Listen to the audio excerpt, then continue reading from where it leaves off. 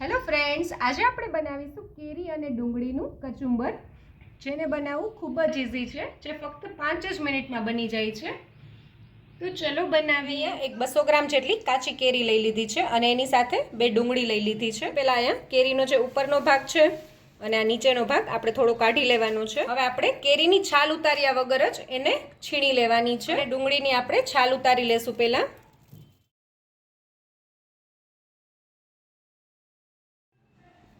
અને કેરીને આપણે છાલ નથી ઉતારવાની, એને આપણે આવી જ રીતે ખમણી લેશું. આપણે એને જાડી ખમણીથી ખમણવાનું છે અને વચમાં ગોટલાનો ભાગ આવી જાય ત્યારે કેરીને થોડી થોડી ફેરવી લેવાની.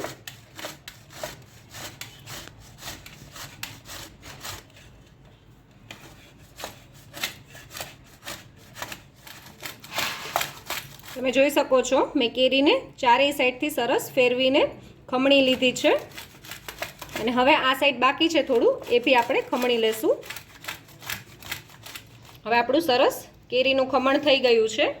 હવે આપણે આ જ રીતે ડુંગળીનું ખમણ પણ કરી લઈએ. આપણે ડુંગળી ખમણી લઈએ.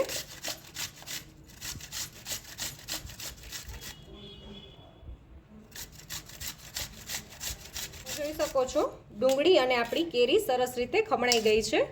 હવે આપણે આમાં મસાલા કરી લઈએ. તો સૌથી પહેલાં આપણે સ્વાદ અનુસાર મીઠું એડ કરી દઈશું. 1 ટીસ્પૂન જેટલું જીરું એડ કરશું. પિંચ આપણે હળદર એડ કરશું. હાફ ટીસ્પૂન જેટલું શેકેલું જીરું એડ કરશું.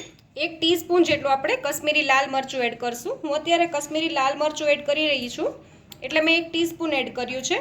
તીખાશ તમારા ઘરમાં જે રીતે ખવાતી હોય એ રીતે તમે પ્લસ માઇનસ કરી શકો છો. અને આની સાથે જ આપણે 1 ટીસ્પૂન જેટલો ગોળ એડ કરશું.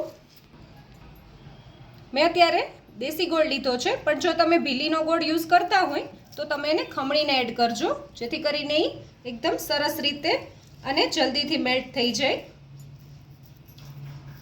અને હવે આપણે આ બધું સરસ રીતે મિક્સ કરી લેશું. હવે આપણે આપણા કચુંબરને સર્વ કરી લઈએ અને લાસ્ટમાં આપણે ઝીણી સમારેલી કોથમીર એડ કરશું.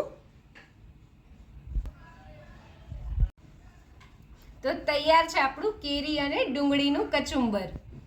જો તમને મારો આ વિડીયો ગમ્યો હોય તો મારા વિડીયોને લાઈક કરજો, શેર કરજો અને મારી ચેનલ કુકિંગ વિથ ઉમા પુરોહિતને સબસ્ક્રાઈબ કરજો, જેથી કરીને આવા નવા વિડીયો હું તમારી સાથે શેર કરી શકું.